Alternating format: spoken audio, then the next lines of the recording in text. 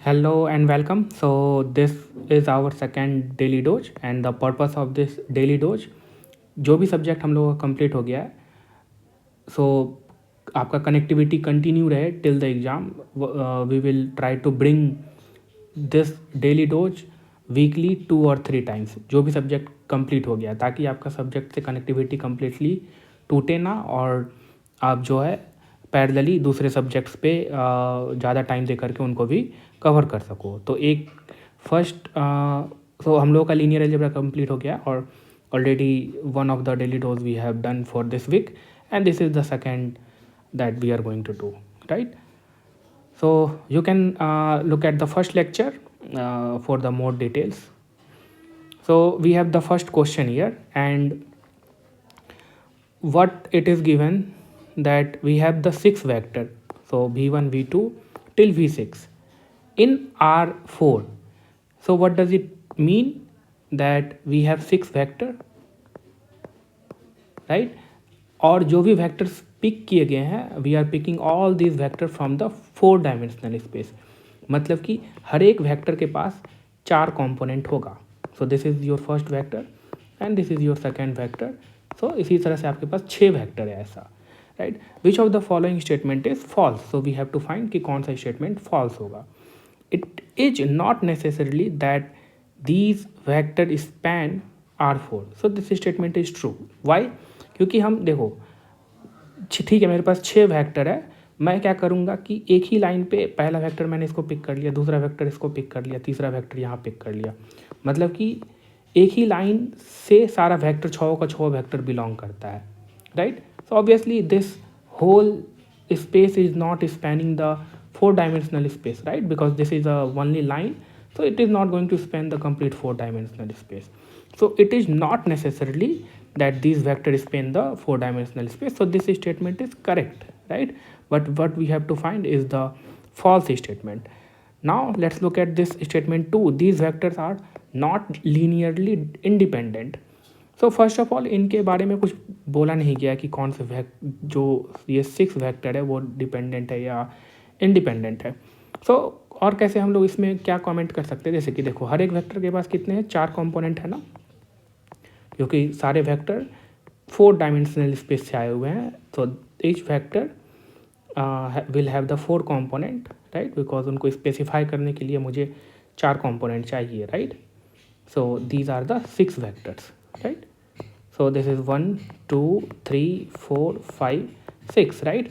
So even if you proceed with the elimination, क्या करोगे आप एलिमिनेशन के साथ प्रोसीड करोगे, सो व्हाट मैक्सिमम पिवट आपको कितना मिल सकता है, 1 2 3 4। सो मैक्सिमम पिवट आपको 4 मिल सकता है। तो these vector are not linearly independent, so obviously they are, so you will have these 2 column that is going to be the free column, right? that means कि ये दोनों कॉलम जो हैं, ये दोनों वेक्टर जो है डिपेंड करेंगे on to the combination of these vectors, right? So this statement is also true, these vectors are not linearly independent, right? Now any 4 of these vector form a basis for R4। So कोई भी आप 4 vector को pick कर लो वो basis form कर देंगे, ऐसा भी ट्रू नहीं है, ऐसा ट्रू नहीं होगा। क्यों? क्योंकि मे बी ये वाला वेक्टर जो होगा, ये वाला वेक्टर जो होगा 2 times of this first vector होगा, राइट? तो कोई भी आप 4 पिक नहीं कर सकते हो, आपको 4 बेसिस में आपको 4 इंडिपेंडेंट वेक्टर होने चाहिए, राइट? तो ऐसा हम जनरली नहीं बोल सकते हैं कि हमने कोई भी 4 वेक्टर को इसमें से 6 में से कोई भी 4 पिक कर लेंगे, they will form the basis. First of all basis को फॉर्म करने के लिए उसमें चारों इंडिपेंडेंट वेक्टर होनी चाहिए, right? So you can not pick any 4, right? So this statement is false. If अगर ये चारों vector that is v1 v3 v5 and v6, तो v1 v3 and v5 and v6 span r to the power 4, so span this 4 dimensional space, अगर ये 4 vector इस 4 dimensional space को span कर रहे हैं, right? So they will form the basis, obviously they will, अगर ऐसा दिया हुआ है कि दैट मीन्स कि ये चारों वेक्टर कहाँ से, ये चारों वेक्टर जो है इंडिपेंडेंट होंगे and they are the these vector will be the set of basis vector, right? and और क्वेश्चन में दिया हुआ कि if these four vector span 4-dimensional space. so these four vector अगर ये complete 4-dimensional space को span कर रहे हैं, that means कि obviously they are going to qualify for the basis, right? because अगर मेरे पास किसी भी वेक्टर स्पेस का बेसिस है तो बेसिस जो है वो कंप्लीट वेक्टर स्पेस को स्पैन करेगा, राइट? जो set of vectors that are in the basis they are going to span the complete vector space, right? So in this case what vector space we have? R to the power 4, right? And if these four vector are spanning this R to the power 4 dimensional space, then obviously these are going to qualify for our the basis, right? So then it forms a basis, so this statement is true, right? So false statement क्या हो गया? ये third number, so we have to find this false statement, so this is the correct answer according to the. Okay, now let's look at this question number 2. So we have given these system of linear equations. Which of the following condition ensures that the solution exists for above system, right? So देखो ये system of equation दिया हुआ, right? So we have to find the conditions on these B, right? So कैसे करेंगे इसको? जैसा हम लोग सिस्टम ऑफ सॉल्यूशन को सॉल्व करते हैं, क्या करते हैं? उसके मैट्रिक्स इक्वेशन को लिखते हैं, ऑग्यूमेंटेड फॉर्म को फाइंड करते हैं, एलिमिनेशन से प्रोसीड करते हैं, right? And at the end you will have the condition on the B, right? So how you can write these equation in matrix form? That is simple. So आप first equation को कैसे लिख सकते हो? That is 1 2. So second will be 2. So मैं matrix form में लिख रहा हूँ उसको, right? So 3 7 and 3 9, right? So this is our matrix and we have this vector x1 and x2, and here on the right hand side we have b1 b2 b3 and b4, right? So condition find करना है मुझे b1 b2 b3 and b4 पे, right? सो बहुत easy. आप क्या करो, simply firstly इस जो भी मैट्रिक्स है और जो राइट हैंड साइड है उसको आप ऑग्यूमेंट कर दो, right? So you can augment b1 b2 b3 and b4, right? अब क्या करो, सिंपली आप एलिमिनेशन स्टेप से प्रोसीड करो. सो आप क्या करोगे, फर्स्ट इसको पिवट लोगे एंड इसके नीचे जो भी एलिमेंट है उनको जीरो बनाओगे, right? So what row operation you will perform? The first row operation will be r2 minus 2 times of r1, that will go to r2, and r3 minus 3 times of r1, that will go to r3, and r4 minus 3 times of r1, that will go to r4, right? Once you perform these operation, first row को मैंने कुछ नहीं किया, that will be as it is, right? Second row में क्या, यहाँ पे zero आएगा, और मैंने क्या किया है 2 से, तो 4 माइनस 4 यहाँ पे भी जीरो आएगा, और b पे भी हम लोग ये चीज़ करेंगे, तो b2 माइनस 2b1, राइट? यहाँ पे जीरो आएगा, तो 7 minus 6 that will be 1, right?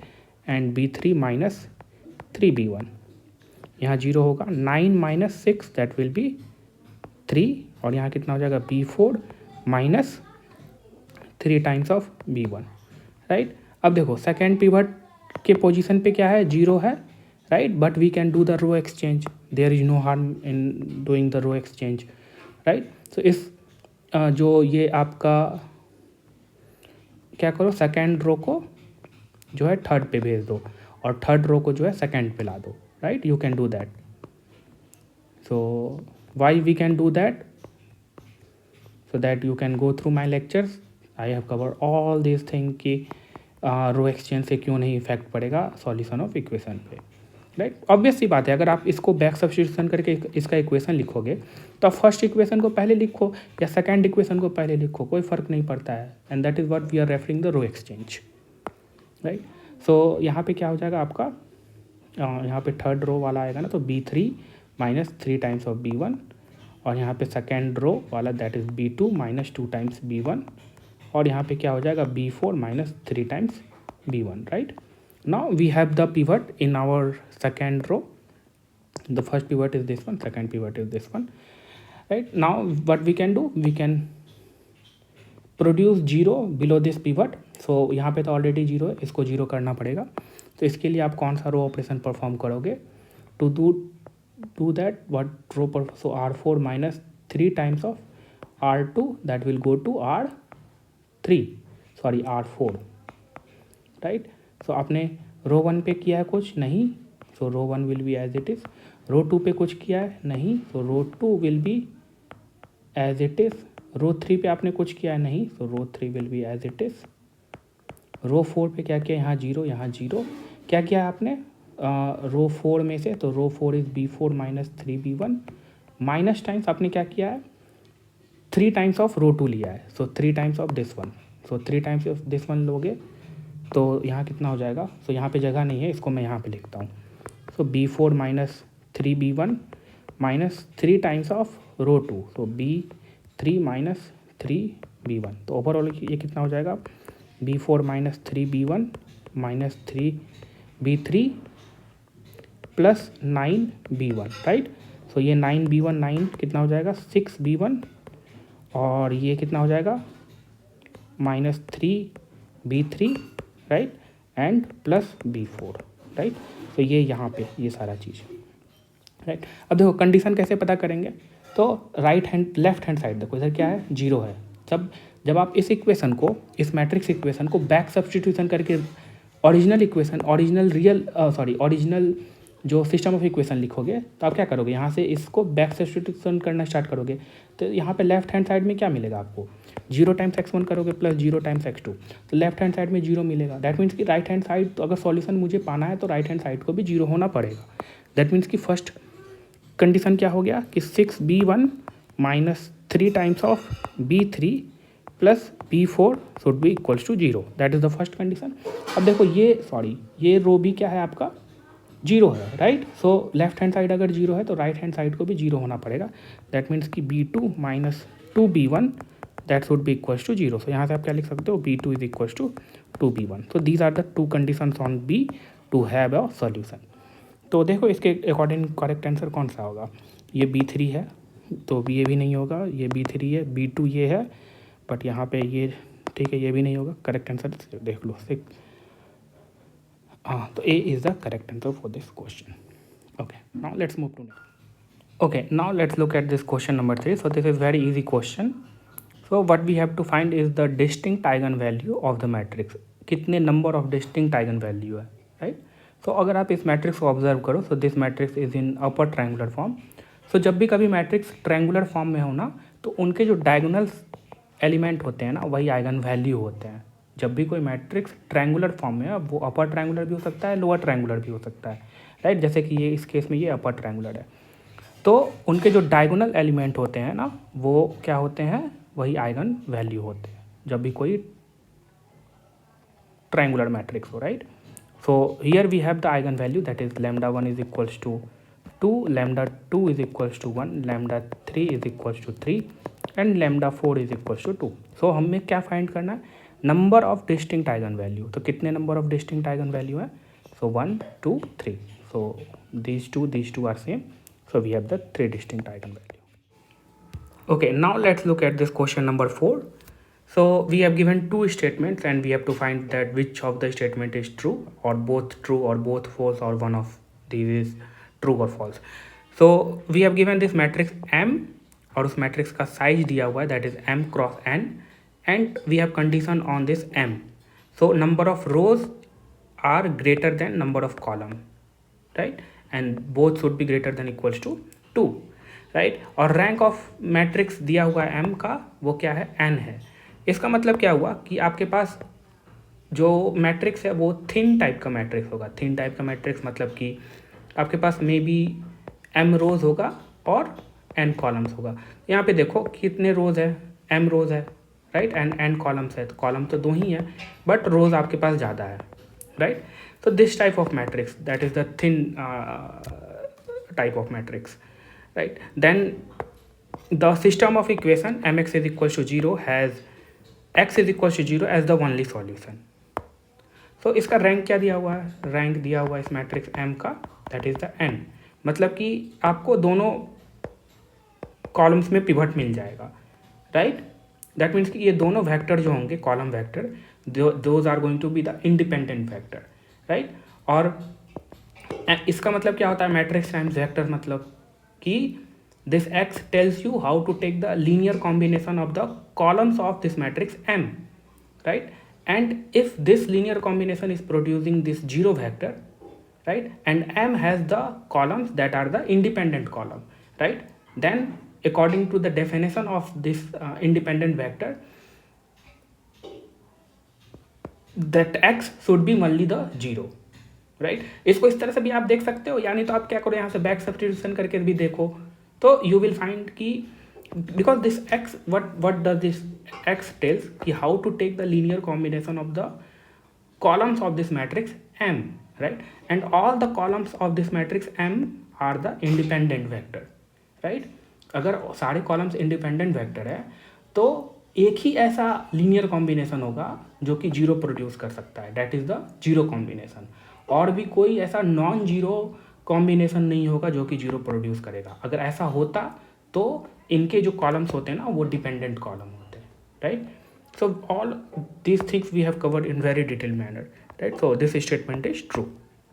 Now coming to this statement Q, so we have given this matrix E and यहाँ पे E जो है वो n cross n का मैट्रिक्स है, मतलब कि स्क्वायर मैट्रिक्स है, and this n is greater than 0, so that is fine. Be non-zero square matrix such that EQ is equals to 0. Okay, so this is the definition, you can say not the definition but the properties of this nilpotent matrix, right? So nilpotent matrix क्या होते हैं? Square matrix होते हैं, and for कोई भी अगर nilpotent matrix A है तो A to the power K is equal to 0 आपको आएगा, right? So this is the definition for the nilpotent matrix. तो nilpotent मैट्रिक्स के जितने भी आइगन वैल्यू होते हैं ना वो 0 होता है, राइट?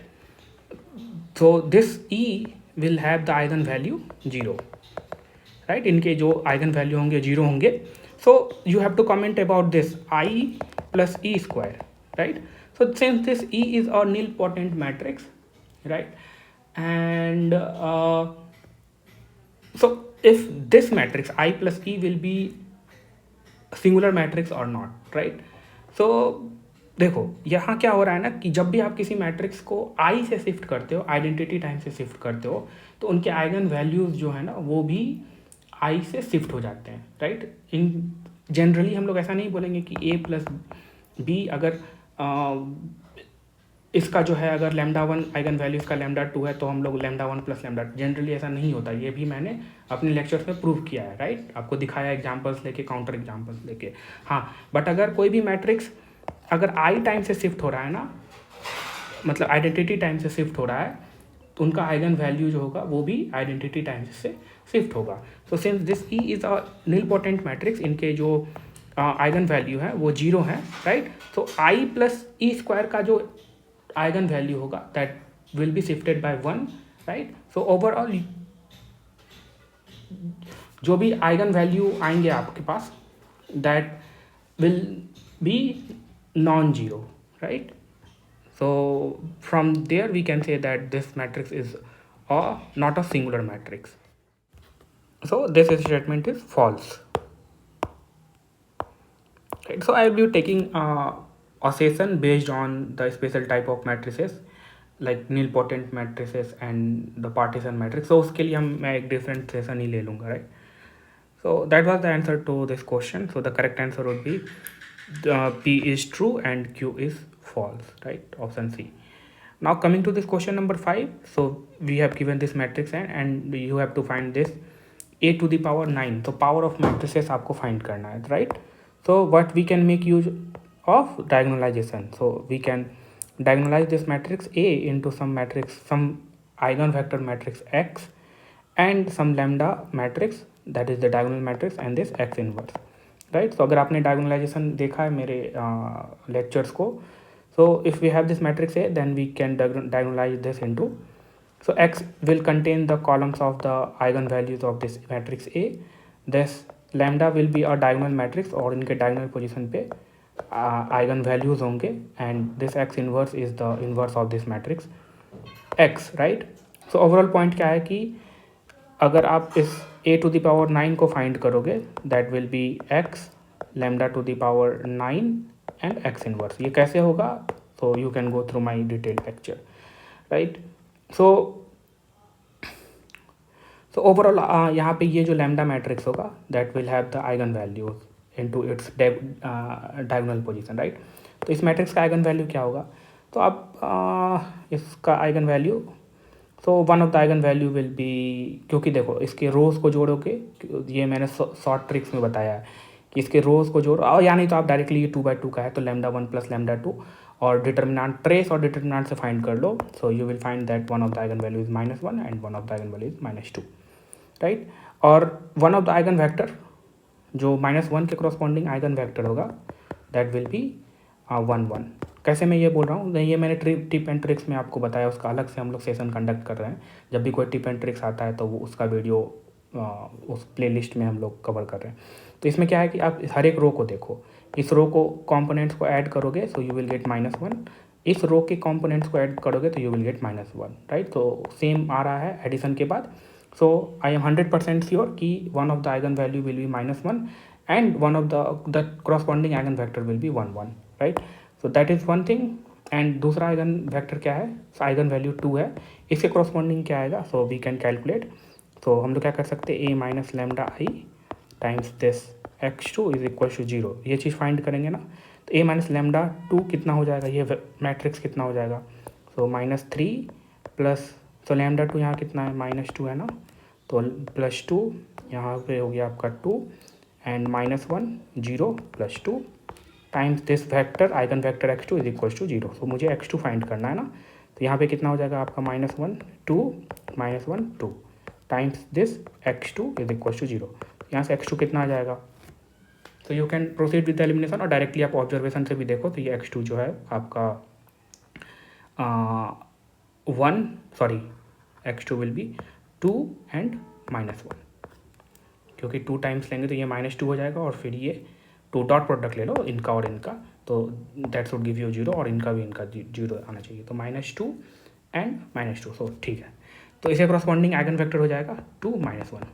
तो अब यहाँ से ये आपका तो लैम्डा ये वाला मैट्रिक्स पता चल गया, ये एक्स मैट्रिक्स क्या हो जाएगा, so that will be 1 1 2 -1, right. So that should B eigen vector matrix.